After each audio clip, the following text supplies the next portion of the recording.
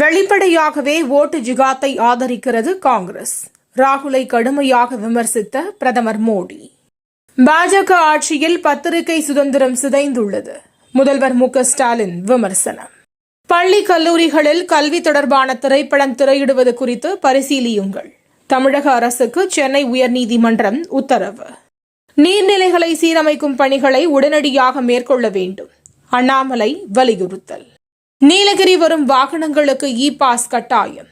மாவட்ட நிர்வாகம் அறிவிப்பு. ஒரு காலத்தில் ஏழ்மையின் தாயகமாக இருந்த இந்தியா இப்போது அனைத்து துறையிலும் முன்னேறியுள்ளது. ஆளுநர் ஆர்.என். ரவி பெருமிதம். ஓடும் ரயிலிலிருந்து தவறி விழுந்து கர்ப்பிணி உயிரிழந்த விவகாரம் விசாரணைக்கு ரயில்வே உத்தரவு. அரசியலுக்கு வரும் எண்ணம் இல்லை. சென்னையில் நடிகை ஜோதிகா பேட்டி.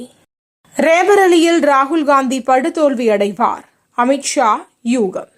அரவிந்த் கெஜ்ரிவாலுக்கு இடைக்கால ஜாமீன் வழங்குவது தொடர்பான வழக்கு மே 7ஆம் தேதிக்கு ஒத்திவைத்த உச்சநீதிமன்றம்.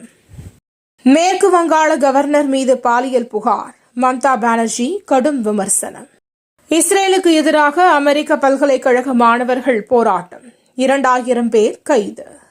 வெளுத்து வாங்கும் வெயில். கொடைக்கானலில் அலை மோதும் சுற்றுலா பயணிகள் கூட்டம். தமிழகத்தின் உள் மாவட்டங்களில் கோடை மழைக்கு வாய்ப்பு. வானிலை ஆய்வு மைய தென் மண்டல தலைவர் பாலச்சந்திரன் பேட்டி. இன்றைய IPL போட்டி. பெங்களூரு குஜராத் அணிகள் மோதல். தினம் தினம் நடக்கும் முக்கிய நிகழ்வுகளை சுருக்கமாகவும் தெளிவாகவும் தலைப்புச் செய்திகள் வழியே அறிந்து கொள்ள QLN நியூஸ் சேனலை சப்ஸ்கிரைப் செய்யவும்.